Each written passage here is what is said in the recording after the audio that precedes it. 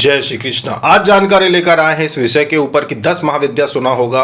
नवरात्रि में 9 दुर्गाएं भी बहुत सुनते हो आप। न्यूज़ चैनल को देख लो, दूसरे चैनल पे देख लो, तो ये बहुत अच्छे से विश्लेषण करते हैं 9 दुर्गाओं के विषय में।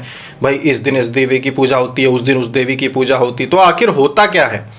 ये देवियों का पूजन होता है तो ये क्या देवियाँ कोई महत्व रखती हैं, या बस ये सिर्फ 9 दुर्गाओं को बस नवरात्रि के लिए, 10 महाविद्याओं को बस सुनने के लिए, इनका कोई औचित्य है कि नहीं? उसी विषय पे आज जानकारी लेकर आए हैं। देखिए, जितने भी चमत्कारिक अस्त्र शस्त्र सिद्धियों के विषय में आपने सुना होगा, वो सब ये देवियां प्रदान कर सकती हैं।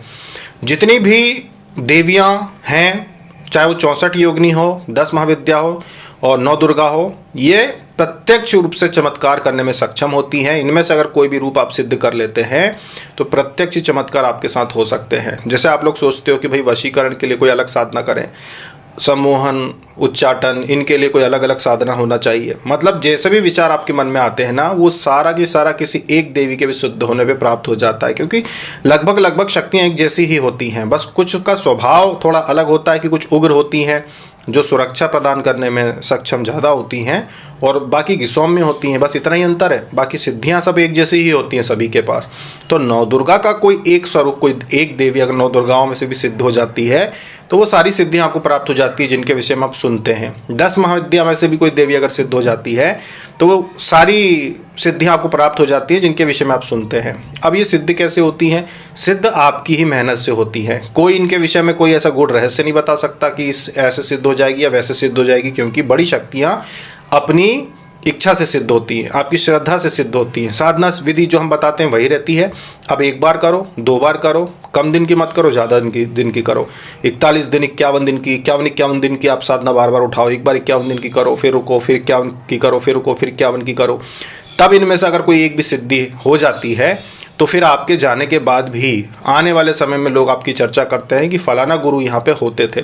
तो 10 महाविद्या 9 दुर्गाओं में से जिन गुरुओं ने एक भी देवी को सिद्ध कर लिया, आज उनके जाने के बाद भी उनके आश्रम चल रहे हैं। उनके शिष्य आज अलग अलग जगह आश्रम खोल के बड़े फेमस होकर बैठे हुए हैं, जबकि उनके गुरु ने सिर्फ एक ही, इन शक्तियों में से किसी एक ही शक्ति को सिद्ध कर लिया था।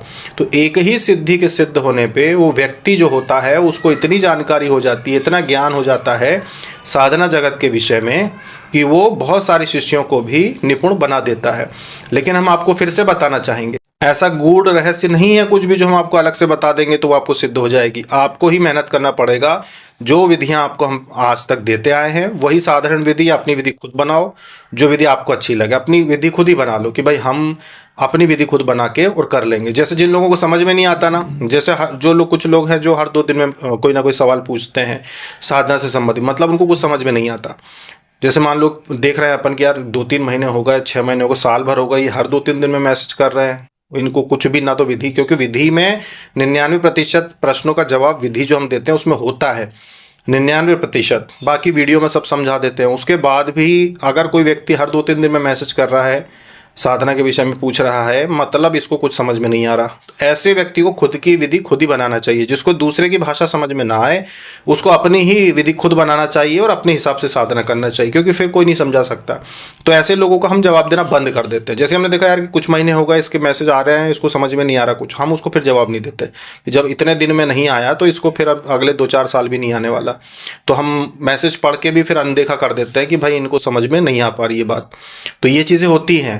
अगर आपको नहीं समझ में आ रही दूसरे की विधि, खुद की विधि खुद बनाओ और फिर साधना करो। तो 10 महाविद्या 9 दुर्गाओं में से एक भी सिद्धि अगर आपको सिद्ध हो गई तो आप एक गुरु के जैसे स्थान पा जाते हैं, क्योंकि फिर आपको साधना जगत का सारा ज्ञान प्राप्त हो जाता है। जैसे हमने पिछले वीडियो में बोला, कोई भी विधि, किसी भी देवी देवता की सिद्ध करने की विधि, कोई भी प्रयोग कि नज़र दोष को कैसे हटाना है, किसी समस्या को कैसे हटाना है, सब देवी शक्ति बता देती है कि नकारात्मक ऊर्जा इस व्यक्ति के घर में से हटाने के लिए इसको पर्टिकुलर, इस व्यक्ति को क्या विधि करनी पड़ेगी। क्योंकि विधि सबकी अलग अलग होती है। ऐसा नहीं है कि जो विधि ये कर रहा है वही विधि सब पे अप्लाई हो।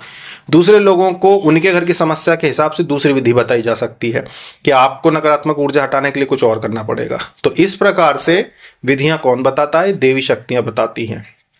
तो जो लोग इनमें से कोई भी एक देवी को सिद्ध करना चाहते हैं, आपकी कुल देवी हो या आप उनको बचपन से पूजते आए हो 10 महाविद्याओं में से कोई शक्ति को, तो उसके लिए आप बार बार 51 दिन की साधना कीजिए, तब वो आपको जरूर सिद्ध हो जाती है और फिर वो आप जैसा हमने बताया सारे ज्ञान आपको प्राप्त हो जाएगा।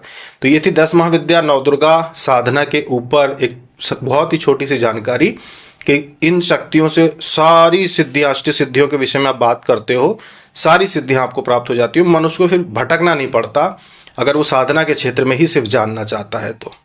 और अगर मोक्ष की बात करें तो वो तो फिर बहुत सरल विधि है। मोक्ष के लिए तो कुछ करना ही नहीं है, बस अपने इष्ट का जाप करना है, उनकी सेवा करना, और कुछ करना ही नहीं है। उनकी ही ज़्यादा साधना करो, अपने इष्ट की ही। शिव जी हैं तो शिव जी की शिव साधना ही बार बार करो, कृष्ण हैं तो उनकी ही साधना बार बार करो, उसके लिए तो ज़्यादा कुछ खोजना ही नहीं है। तो ये थी जानकारी देवी शक्ति के ऊपर कि एक ही देवी अगर सिद्ध हो जाए तो सारा ज्ञान प्रदान कर सकती है। अभी तक के लिए इतना ही। जय श्री कृष्ण।